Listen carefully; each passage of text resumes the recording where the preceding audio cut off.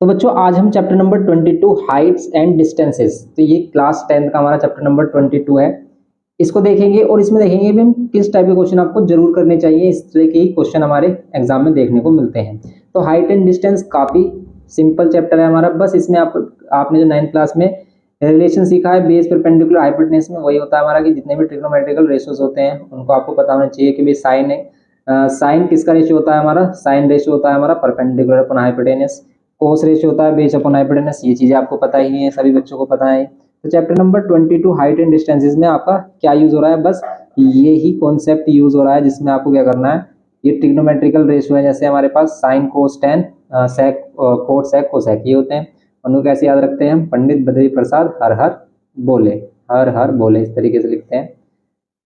तो पी से हमारा साइन रिप्रेजेंट होता है और ये वाला कोस, और ये टेन, ये कोट, ये सेक और ये कोसेक, ये तो हमने 9th में ही सीख लिया था ये कॉन्सेप्ट। तो ये रेशियोज आपको पता है। और बस इसके क्वेश्चन भी हमारे इसी पर आते हैं हमारे सिंपल, कि हाइट एंड डिस्टेंस में हमें क्या करना होता है। देखो ये एप्लीकेशन है ट्रिग्नोमेट्री का, कि जितनी भी हमने ट्रिग्नोमेट्री की वो किस लिए की, वो की हमने हाइट और डिस्टेंस फाइंड करने के लिए। कैसा, कैसी हाइट कैसा डिस्टेंस। ये मान लेते हैं कोई भी ऑब्जेक्ट है हमारे पास, लेट की अभी हमारे पास कोई बिल्डिंग है, आप कोई बंदा है भाई इसको ऑब्जर्व कर रहा है, वो यहाँ पर कुछ डिस्टेंस पर यहाँ पर इस पर खड़ा है, जैसे लेट कर लेते हैं कि 10 मीटर की डिस्टेंस पर इसको यहाँ से ऑब्जर्व कर रहा है इसके टॉप को। जब इसने इसके टॉप को ऑब्जर्व किया तो ये कुछ ना कुछ एंगल बनाएगा ग्राउंड के साथ। तो इस ग्राउंड के साथ इसकी एंगल, अगर हम इसकी हाइट क्या ले लेते हैं, नेग्लिजिबल ले लेते हैं। कुछ बंदे सोचते हैं कि भाई खड़ा तो वहाँ होगा, आइस से तो एंगल बनाएगा, यस वो आइस से ही बनाएगा, लेकिन यहाँ पर हम क्या ले लेते हैं, उसके फुट से, मतलब उसकी हाइट, बिल्डिंग के कंपेरिजन में उसकी हाइट हम नेग्लिजिबल ले लेते हैं। तब वो ग्राउंड के साथ जो भी एंगल बनाता है लेट कर लेते हैं कि वो 30 डिग्री एंगल बना रहा है, और आपको इसकी हाइट बतानी है, ये जो बिल्डिंग है इसकी हाइट बतानी है। तो बस देखो ये एक राइट एंगल ट्रायंगल होगा, क्योंकि बिल्डिंग हमेशा सरफेस के साथ, अर्थ सरफेस के साथ 90 डिग्री एंगल बनाती है। तो ये जो राइट एंगल ट्रायंगल आया है, इसमें अगर आपको बेस पता है तो आप इसकी क्या फाइंड कर सकते हो, हाइट फाइंड कर सकते हो। कैसे, देखो हमें देखना क्या होता है, कि हमें देखना होता है कि साइड कौन सी गिवन है। जैसे हमें ये वाली साइड गिवन है, अब ये है कौन सी साइड, बेस परपेंडिकुलर हाइपोटेन्यूज में। तो आपको पता है कि 90 के अपोजिट वाला तो हाइपोटेन्यूज ही होगा। बेस परपेंडिकुलर आपको चूज करना है, क्या लेंगे हम, किसको बेस किसको परपेंडिकुलर। तो यहाँ पर जहाँ एंगल बनता है, देखो जिस साइड पर एंगल बनता है हाइपोटेन्यूज को छोड़कर, जिस साइड पर एंगल बनता है वो बेस होता है। और एंगल के अपोजिट, जिस एंगल को हम देख रहे हैं उसके अपोजिट जो साइड है, इसके अपोजिट ये वाली साइड है, यही हमारी होती है परपेंडिकुलर। तो इसी के अकॉर्डिंग परपेंडिकुलर और बेस, जो साइड गिवन है और जो साइड फाइंड करनी है, उन दोनों में कौन सा ट्रिग्नोमेट्रिकल रेशियो रिलेशन बताता है, वही ट्रिग्नोमेट्रिकल रेशियो लेना है। तो परपेंडिकुलर बेस में या तो हमें tan बताता है रिलेशन, या फिर कोट, तो आप tan या कोट में से कुछ भी ले सकते हो। अगर आपने लिया tan थीटा तब भी यही आंसर आएगा, और अगर आपने लिया कोट थीटा तब भी सेम ही आंसर आएगा। देखो कैसे आएगा, कि भाई tan थीटा लेते हैं तो परपेंडिकुलर अपॉन क्या करना होगा हमें, tan थीटा के लिए क्या करना होगा, परपेंडिकुलर अपॉन बेस। तो tan theta perpendicular upon base, यहाँ पर tan थीटा की वैल्यू 1/√3, परपेंडिकुलर कितना नहीं मालूम, इसको हम हाइट ले रहे हैं बिल्डिंग की, और यहाँ पर बेस कितना है 10, 10 को इधर लेके आएंगे 10/√3, ये इसकी हाइट हो जाएगी। अब √3 से डिवाइड कर लेना। अब देखो √3 से डिवाइड करना इतना सिंपल नहीं है, इसीलिए हम इसको रेशनलाइज कर लेते हैं कि भाई √3 से हम मल्टीप्लाई डिवाइड करेंगे। √3 से अगर हमने मल्टीप्लाई डिवाइड किया, ऊपर हो जाएगा tan√3, ऊपर कितना हो जाएगा tan√3 और नीचे 3। अब आप इन दोनों को मल्टीप्लाई करो, क्योंकि √3 की वैल्यू आपको पता है 1.732 होती है। देखो या तो वो रूट की वैल्यू जो देगा वही यूज करनी है, या फिर अपने अकॉर्डिंग आप 1.73 भी यूज कर सकते हो, 1.7 भी यूज कर सकते हो, डिवाइड बाय 3। 10 से मल्टीप्लाई करेंगे तो 17.32 आ रहा है, 3 से डिवाइड कर लेंगे, जो भी आंसर आ रहा है वही हमारा आंसर हो जाएगा इसका। लेकिन अगर हम इसको कोट से करते, कुछ बच्चे सोच रहे हैं कि कोट से नहीं होगा, कोट से भी हो जाएगा, लेकिन कोट 30 क्या होता है हमारा, कोट 30 तो √3 होता है, लेकिन कोट होता भी तो बेस अपॉन परपेंडिकुलर है। अब कोट 30 है हमारा √3, लेकिन इस बार में बेस ऊपर लेना है, मीन्स tan ऊपर लेना है, और ये जो परपेंडिकुलर जिसको हम लेट कर रहे हैं वो हाइट मान रहे हैं परपेंडिकुलर को, तो इसको हाइपोटेन्यूज मत सोच लेना, ये हाइट है, ठीक है। आप परपेंडिकुलर लेकर चल लो, देखो आप इसे परपेंडिकुलर लेकर चल लो, आप परपेंडिकुलर की वैल्यू फाइंड कर रहे हो, ऐसे समझ लो, ओके। अब यहाँ पर p की वैल्यू फाइंड करेंगे, जो भी वैल्यू में फाइंड करनी होती है वो हमेशा न्यूमरेटर में हो, ऊपर हो, नीचे नहीं हो। नीचे जैसे डिनोमिनेटर में आ गई तो इसको ऊपर करेंगे √3 को नीचे, tan/√3। तो ये आगे देखो, ये भी tan/√3 आया, इधर से भी tan/√3। तो बस आपको क्या देखना है, सिंपल आपको देखना है कि भाई गिवन कौन सी साइड है और फाइंड कौन सी साइड करनी है। अब देखो इससे कुछ इंपॉर्टेंट क्वेश्चन है जो आपको करने चाहिए। इसमें कुछ इंपॉर्टेंट बात है कि भाई एंगल ऑफ एलिवेशन किसे कहते हैं, एंगल ऑफ डिप्रेशन। जैसे कि कोई बंदा है, वो किसी बिल्डिंग को, किसी भी ऑब्जेक्ट को ऑब्जर्व कर रहा है नीचे से, तो उसको क्या कहेंगे, एंगल ऑफ एलिवेशन, जो वो ग्राउंड के साथ बना रहा होगा, वो सरफेस के साथ जो हॉरिजॉन्टल सरफेस होगा उसके साथ जो भी एंगल बना रहा होगा वही क्या है, एंगल ऑफ एलिवेशन। ये क्या है, एंगल ऑफ एलिवेशन, ठीक है। इसे क्या कहते हैं, लाइन ऑफ साइट कहते हैं, जहां पर वो देख रहा होता है, लाइन ऑफ साइट कहते हैं, ठीक है। ऐसे आपको ये सब चीजें गिवन की हैं। फिर एंगल ऑफ डिप्रेशन किसे कहते हैं, कि मान लेते वो बंदा यहाँ ना होगा, यहाँ होता और यहाँ से इसको नीचे की तरफ ऑब्जर्व कर रहा होता, तो इसके ओरिजोनटल में ये जो एंगल बन रहा है लाइन ऑफ साइट के साथ, वही हमारा एंगल ऑफ डिप्रेशन है। ये हमारा एंगल ऑफ डिप्रेशन है। और ये एंगल ऑफ डिप्रेशन और angle of elevation always same होगा, क्यों, क्योंकि लाइन हमारी पैरेलल होती है और ये ऑल्टरनेट इंटीरियर एंगल जेड बन रहा है। Alternate interior angle parallel line की प्रॉपर्टी ये सभी को पता है, तो बस यही इसमें कॉन्सेप्ट है। इसमें जो क्वेश्चन आने वाले हैं वो सिर्फ जहां पर सिर्फ maximum two right angle triangle combine हो रहे वही क्वेश्चंस होंगे। ऐसा नहीं है कि भी उससे भी आगे क्वेश्चंस आएंगे। तो सिर्फ 2 ही राइट एंगल ट्रायंगल होंगे वही क्वेश्चंस आएंगे, not more than 2 right angle triangles वाले क्वेश्चंस नहीं देखने को मिलेंगे। जैसे ये क्वेश्चन है, इस तरह का क्वेश्चन मिल सकता है 2 राइट एंगल ट्रायंगल्स इसमें अभी करने कैसे सोल्व होते हैं, देखो इसी तरह के क्वेश्चन आ भी जाते हैं हमारे सिंपल। अब जैसे इसमें एक इंपॉर्टेंट क्वेश्चन है कि शैडो वाला इसमें एंगल आपसे पूछ लेता है, ये क्वेश्चन करना चाहिए। और ये क्वेश्चन हमने आपको सभी क्वेश्चंस कराए हैं हमारी जो कंप्लीट वीडियो है इस चैप्टर पर, आप उसको देख सकते हो। और ये क्वेश्चन आपको जरूर करने चाहिए जो मैं आपको बता रहा हूँ यहाँ पर। जैसे ये वाला क्वेश्चन की भी height of a tree is √3 times the length of its shadow, find the angle of elevation. Simple सा क्वेश्चन है, कह रहा है कि भाई एक height of tree is √3 times, height of tree is √3 times the length of its shadow. तो इसके शैडो की लेंथ का √3 टाइम्स है क्या, मान लेते हैं ये एक ट्री है, उसकी शैडो ये है, इसकी जितनी भी शैडो है ना उसकी शैडो का √3 टाइम्स इसकी हाइट है। तो आपको क्या बताना है, सन का एंगल ऑफ एलिवेशन की, sun angle of elevation, find the angle of elevation of this sun. तो मतलब ये जो शैडो बन रही होती है वो किससे बन रही होती है, सन से तो बन रही होती है अगर हम बाहर होते हैं। जैसे ये शैडो है ये सन की वजह से बन रही है हमारी, ड्यू टू सन। तो यहाँ पर क्या हो जाएगा, अब यहाँ पर क्या होगा, देखो ये √3 है। अब देखो ये कौन सी है, कौन कौन सी साइड है ये बता दो बस आप। बेस परपेंडिकुलर हाइपोटेन्यूज से क्या है ये, देखो हाइपोटेनस तो ये हो गई, तो ये हाइपोटेनस तो नहीं है, तो ये बेस परपेंडिकुलर है। अब आपको एंगल ऑफ एलिवेशन चाहिए, मींस थीटा चाहिए। इस एंगल के अकॉर्डिंग ये क्या हो गया हमारा, परपेंडिकुलर एंगल के बिल्कुल अपोजिट क्या होगा, परपेंडिकुलर। और ये बेस हो गया हमारा। अब बेस और परपेंडिकुलर, ये परपेंडिकुलर और बेस में रिलेशन कौन बताता है, tan बताता है, कोट तो आप tan या कोट में से किसी भी ले सकते हो। तो अगर हम tan ले रहे हैं, tan थीटा क्या होगा, परपेंडिकुलर अपॉन बेस, परपेंडिकुलर की वैल्यू ये और बेस की वैल्यू ये, कैंसिल करेंगे, tan थीटा आ रही है वैल्यू √3 और √3 वैल्यू होती कहाँ पर है, √3 वैल्यू होती है 60 पर, तो इसकी थीटा की वैल्यू कितनी हो जाएगी, 60। अभी कुछ बच्चे सोच रहे हैं 60 कैसा आया, तो ये tan थीटा था और यहाँ पर इसको लिखा हमने √3 को tan 60 भी लिख सकते हैं।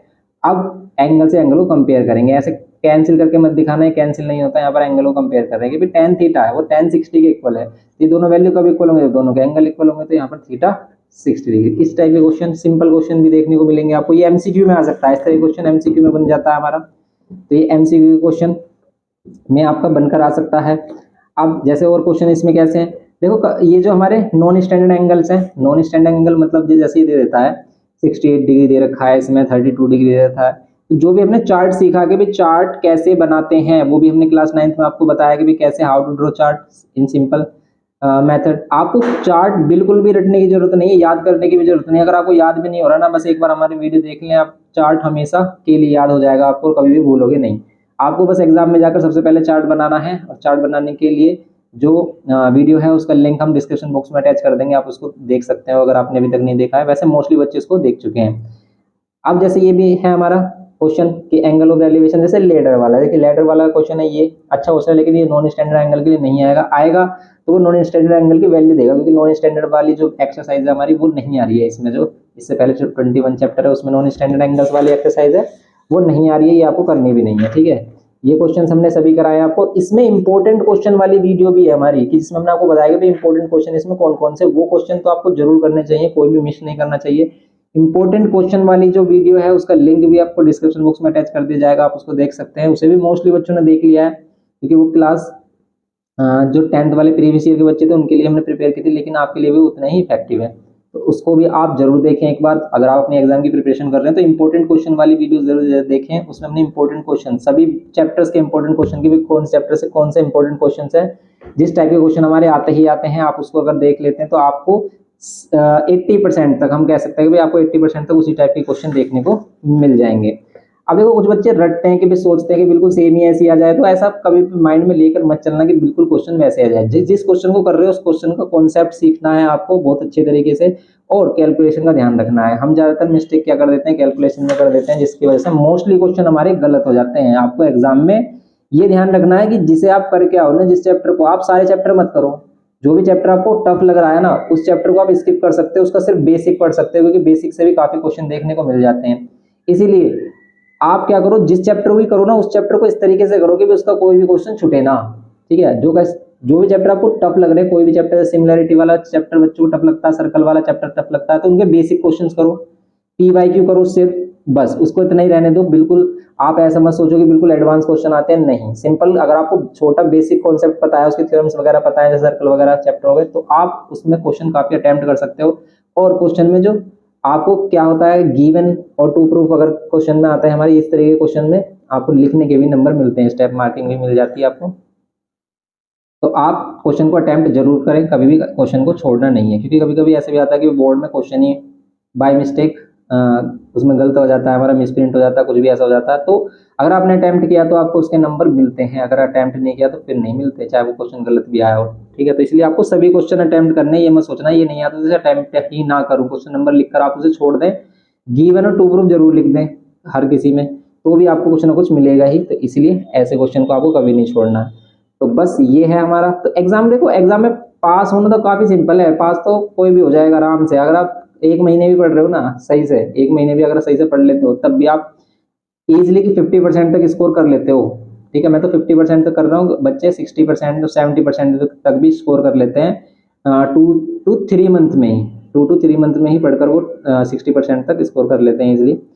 तो बस आपको अच्छे से पढ़ना है, क्योंकि अगर आप अच्छे से पढ़ोगे तभी आपको चीजें क्लियर होगी। जैसे ये वाला क्वेश्चन है कि भाई ए बॉय 1.6 मीटर टॉल, ऐसा क्वेश्चन हमारा आता भी है। जैसे काइट वाला क्वेश्चन होगा, तो इस तरह के क्वेश्चन आपको जरूर करने चाहिए। जैसे two vertical poles on either side of the road, a 30 metre long ladder is placed. इसका बस आपको देखो, इस चैप्टर में आपको सीखना है कि भी इसका डायग्राम कैसे बने, बच्चे में डायग्राम नहीं बनता, तो इसीलिए उसकी आपको प्रैक्टिस जरूर करनी पड़ेगी। आपको मैं ऐसा कोई भी मंत्र नहीं बता सकता कि भाई जिसको मैंने बता दिया और आपको सब कुछ आ गया।